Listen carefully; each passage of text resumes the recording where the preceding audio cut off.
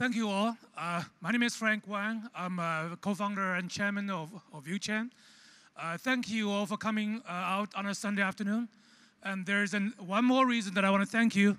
The reason is you are the reason that I'll be on a Grand Opera House stage for the first time in my life. So I've been down to Los Angeles a dozen times. So Los Angeles and Hollywood, when that comes to mind, it gives people the impression of creativity and great entertainment content. So when it comes to ViewChain, what will bring that to mind? Zapier has literally hundreds of millions of users. So our goal is to bring several hundreds of million users and gracefully migrate that to the blockchain ecosystem like Elastos. Zapier is a file sharing tool. It's a very simple tool, just between two phones. You don't need the outside network. In developing countries where their data charges are high and the network is poor, people just use cell phones to swap files between themselves. We enjoyed very rapid growth. We hit 1 million users the first month we launched back in 2012. And since we have grown to 576 million users worldwide. Our user concentrations are in China, in Asia, in Middle East, and Latin America. Not so much in the US. So the reason for that viral growth is because of it's a killer app. Basically, it allows you to transfer any file at a very fast speed. For example, a 700 megabyte Android game can be transferred from my phone to your phone in under 30 seconds. Okay, and also it has no restriction on what kind of contents that you can transfer from my phone to your phone. So it's this kind of freedom and the fast speed that enables this kind of viral growth. So the cardinal rule for internet user growth is you have to have a killer app, and then you have to have a very growth hacking strategy behind it. That explains the rapid growth for Zapya. So Zapya is essentially a peer-to-peer file sharing tool, a very simple tool. I've been in the P2P space for a long time. My previous company was a peer-to-peer Wi-Fi routing company. I sold that to a NASDAQ public company called Aruba Networks, now part of HP. So I've been in the P2P space for more than 15 years. So as you can see, I'm biased. So I pretty much see everything through the P2P lens. Okay. And Zapier migrated from a simple tool to share files P2P to a content user community. So basically, throughout the 6 years that we are in existence, we actually have tons of user data. For example, in Zapier, I have 2,000 labels in terms of the content that I consumed. Okay. So we actually, we kind of try to segregate the users based on their interest, okay? So we migrate from a tool to a content community, okay? So we actually can enable content discovery and later on, content transaction. So what is ViewChain? ViewChain has 3 components, the Zapier's users, large user base, and blockchain, of course. But I want to emphasize the IPFS part. May I have a show of hands that the percentage of people that have known something about IPFS? Please raise your hand. Okay. So IPFS basically is a decentralized storage system that's done by a group of young Stanford engineers. Okay, they're like they're 15 years behind me at Stanford. We actually think that IPFS can be greatly extended. We think that IPFS need to go mobile and social. Okay. IPFS, the original version, mostly there are PC daemons. There's no mobile clients. We think that a mobile client is essential because mobile clients are the main consumers for the storage system. And also, mobile clients, they can be contributors of contents to the ecosystem. Also, the interesting thing about mobile client is behind every mobile phone, there's a real person. With real person, you come with social identity and social relationships. So if you add mobile client to a distributed storage system, you can add tons of user data, behavioral data for a user with real identity. Okay. We actually have accumulated 6 years of user data. We can pretty accurately recommend contents to users. So IPFS need to be extended to include mobile and social. That's a crucial point that I want to mention. So the Zapier takes care of the user base. IPFS, the mobile IPFS, that's Zapier version, that breaks through the storage limitation of mobile phones. So virtually the phone will have unlimited content choices with this choice, as we will see in the next slide. Of course, blockchain provides the trust piece. It enables copyright tracking and also token rewards for all players. So Zapier is kind of the 3-in-1. The ViewChain is 3-in-1. Since this is Hollywood, I think many people will be concerned about DRM, the copyright protection. Okay, so our view is the copyright protection is in its infancy, and with blockchain, it needs to be done at 3 levels. I think the hardware level is definitely needed. ARM ecosystem has this great hardware piece called Trust Zone. Basically, it's a tiny CPU inside the ARM CPU. It provides the hardware-enabled kind of the trust based for DRM. And basically, the Trust Zone is a separate CPU. It can run this tiny kernel, which is totally separate from the host OS and the host CPU. On top of the hardware, then we have the Elastos VM, which provides the OS level protection. And on top of that, we have the blockchain copyright tracking. So we may come back to that at the Q&A session. So the goal of ViewChain is we want to make every phone a content store. So to do that, we need all 3 pieces. We need the Zapier user base, we need the mobile IPFS, we need blockchain. So I do have a quick demo to show, but since the stage is now set up to do demo, you would have to trust me on the result, on the correctness of the demo. I can show the full demo off stage. Okay. So basically, what we are doing is with the mobile phone, you can add any local file on your phone to the IPFS. Also, you can browse through all the files visible to this iPhone, to this Android phone on the IPFS system. And then you can just ping it, you add it, whichever way you want, okay? And note that in the mobile IP system, the mobile IPFS client need to be bind to a certain PC because the phone does not provide enough storage to contribute to the IPFS storage system. But it actually is a very, like I said before, it's a very good consumer. Also, a very good user data provider for the whole system. So it's very important. As we will see later on, this is important to the IPFS swarm, okay? So the demo goes like this. So I could take a picture of this crowd, a live picture or a live video, and it's local on my phone.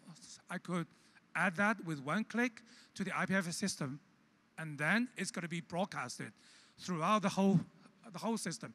And you guys would be able to scan the QR code and see the file that I just published. Okay, so we'll do that. We'll do that full demo later on.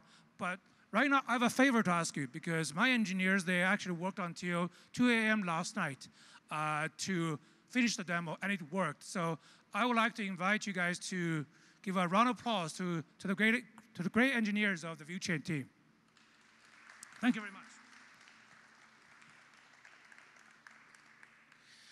Well, I hope that the demo is as good as last night's. So in the ViewChain system, we want to promote the contents in the following way.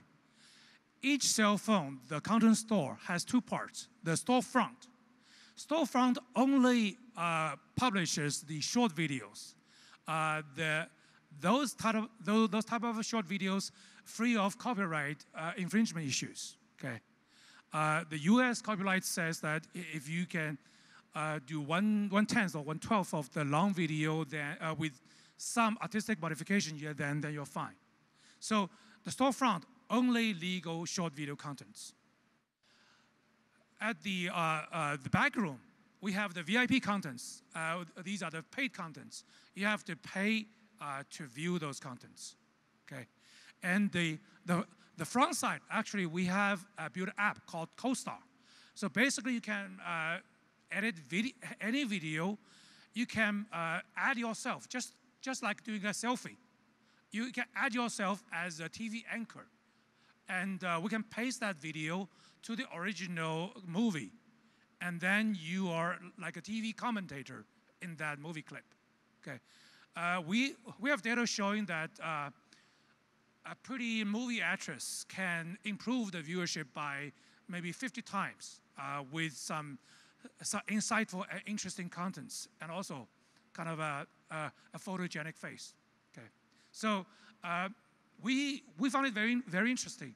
Some movie clips with human touch can do wonders. So we have this complete system that's already built out. The other interesting thing is I have 10,000 followers in the Zapya system. My specialty is I specialize in movies based on true events.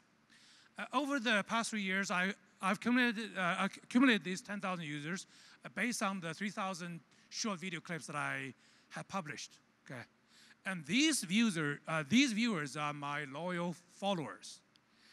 So sometimes I ask them to promote my site, and they're more than happy to do that for me. Okay, and we'll see with blockchain we can do some interesting things with that. This slide actually talks about the IPFS swarm. Okay, swarm actually in the original IPFS system is a very difficult topic, but with the Zapier, hundreds of millions of users and user data, it's actually a natural for us. For example, I am a small-time kind of YouTuber, if you like. I have 10,000 followers. The biggest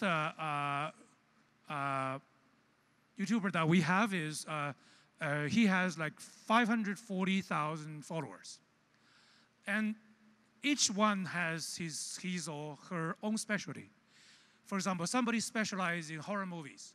So this person, with his 100,000 users, scattered around the world, but we would be able to actually push new horror movies and horror movie clips to a PC near him or her. Okay, so we actually have natural segregation, a precise and natural segregation of content users. So we don't need to do the difficult sharding. That's another technical term, but we can do the swarms very, very efficiently with large user base and user data.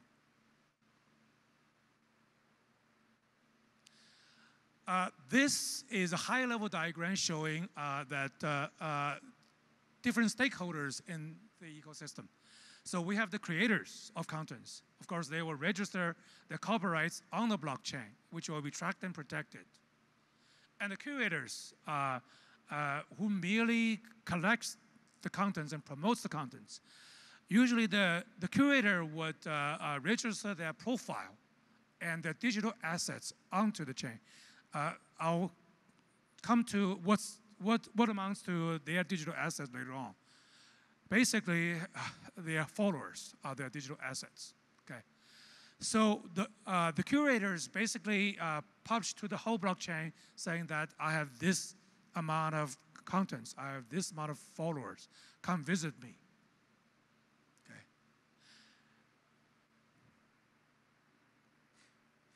So in the interest of time, I'm gonna fast forward on some of the slides, and we have a punishment and reward system. Whenever we see some copyright infringement, there will be a penalty. Okay. If we see people doing the right things, for example, if they attract more visitors, more followers, they will be rewarded. Okay. And all this can be done in a fully decentralized way on a blockchain.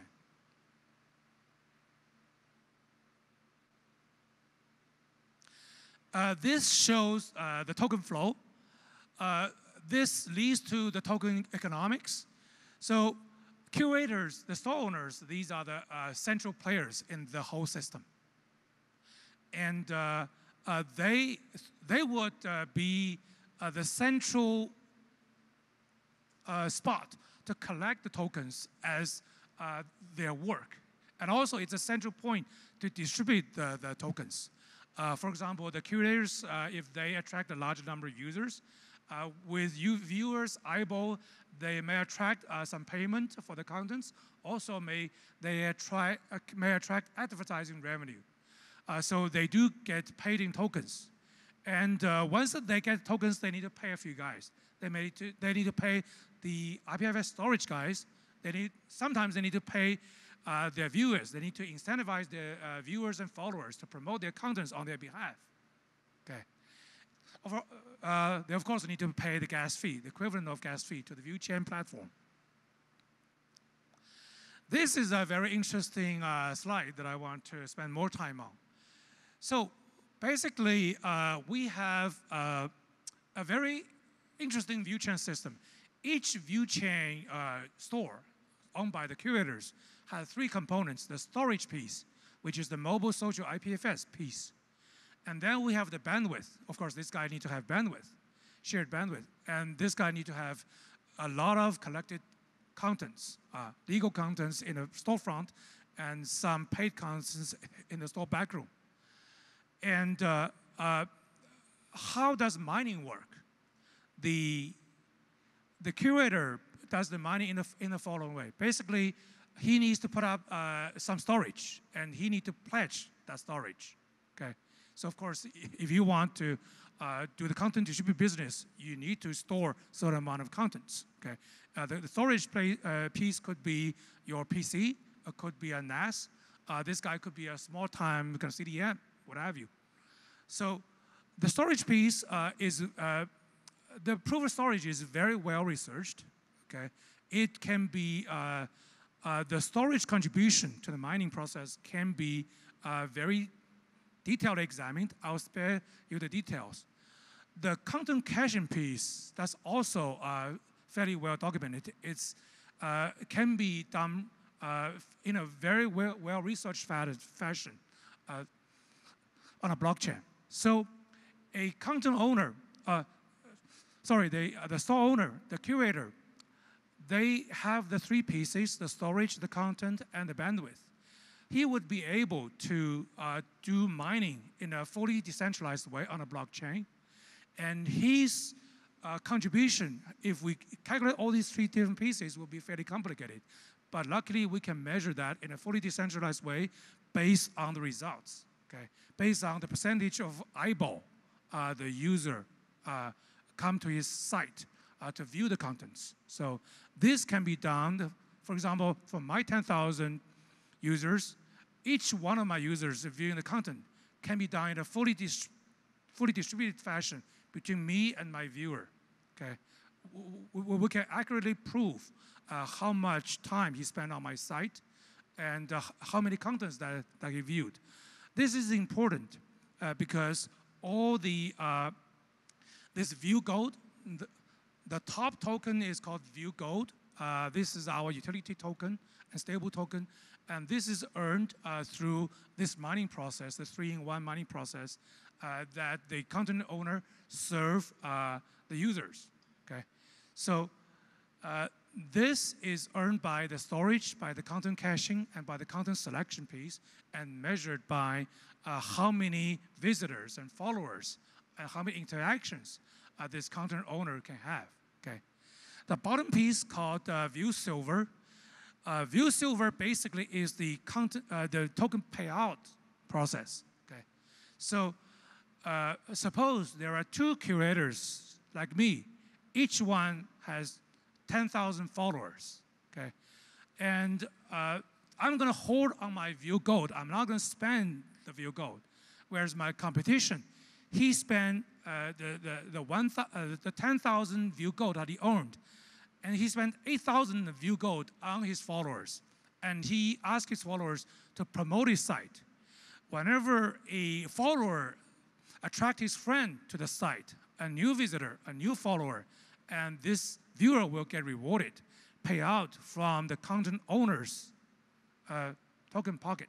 Okay, so in this way, my competition will upstage me. He may grow to 20,000 followers. Okay,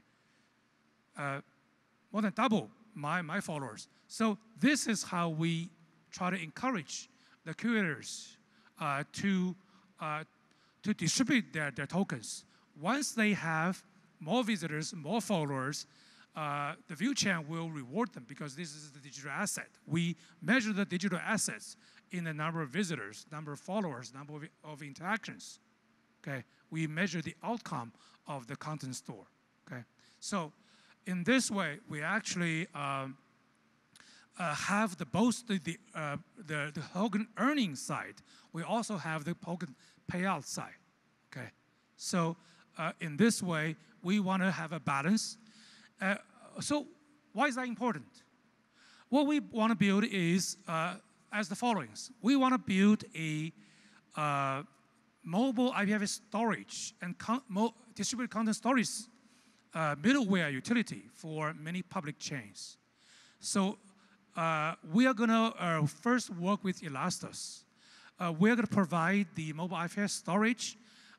When we have incentivized a number of users using their PC or NAS or their CDM to provide mobile storage, distributed storage for the Elastos ecosystem, they will get rewarded not only in the Elastos token, which is Ella, they will also be rewarded in View Gold. So in this way, these viewers are token holding community members. Okay, and also the contribution piece, they will own the community tokens in similar ways. In this way, we can leverage the hundreds of millions of users, a large user base of Zapier. We want to convert them to token holding community members. And we can replicate this model with other blockchain ecosystem. So this way, we naturally and gracefully migrate the P2P tool users to token holders. And why is this valuable?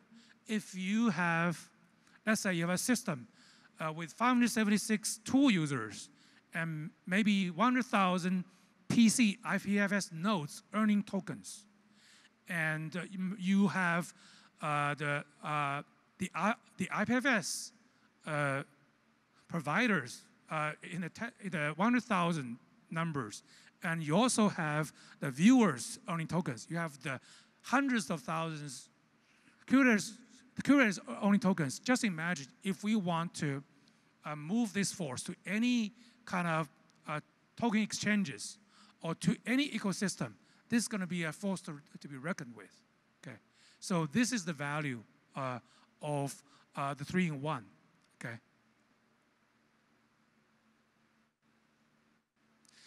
To sum it up, we are going against the status quo, which is the centralized content distribution system.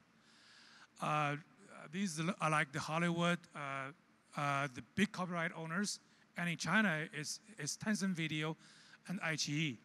So in the centralized system, they do the content distribution, they do the promotion in a centralized way.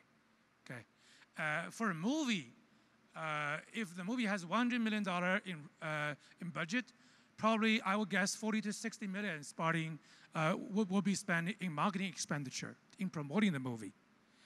We want to do it in a drastically different way. Okay, so as you can see, we can have a crowdsourcing kind of content promotion model. The fans of this movie can be curators. They can create short video contents on their own, and they get rewarded by creating these contents because they have certain eyeballs from the viewers.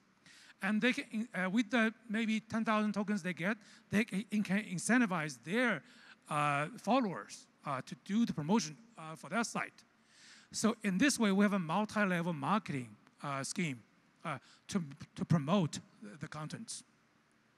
So we, with the tokens, we can have higher percentage of split of revenue to these stakeholders. And we not only promote the long videos, what we found is that people actually, well, at least this data is true in China. The young folks, 20-something people, they actually view 10 short videos versus viewing one long video. So that's the amount of short video that they're consuming. Okay, so we not only help distribute the long video, but we also create high quality UGCs because they're incentivized. The highest quality UGC creators, they get the most tokens. So we do have high quality UGCs. Okay, so it's a combination of short video and long video. And the revenue model, you're familiar with the status quo, but we actually, we think we can create a new and incremental revenue source with this model. Just imagine each curator, virtual store on each phone is tantamount to a blockbuster virtual store on your phone. Okay, there are small time video distributors for sure, but if you but if they number in millions, that's going to generate sizable distribution revenue. What's also interesting, this is actually suggested by one of our investors, who is the head of ARM China, now a close associate of the head of SoftBank. ARM has this ecosystem of a lot of heavyweights, Hollywood copyright owners. They partner with ARM for DRM reasons. But there are a lot of independent producers from Hollywood or from all over the world. They have difficulty in attracting funding to get their projects underway. We talked to a number of independent producers. They're fairly interested they may have funding for producing maybe 3-minute segment of their content, but once they produce that initial segment, the clip, we could migrate the right audience to their site, and then they can do crowdsourcing funding for their content. And this way, we're not only providing the distribution channel for these independent producers, we also provide a viable crowdsourcing funding source for these independent producers. Our goal is we want to be what's SoundCloud for music. We want to be that. We want to be the SoundCloud for video distribution. Our investors include the founders of Bitmain, so on and so forth. So I suppose that concludes my presentation. Thank you all.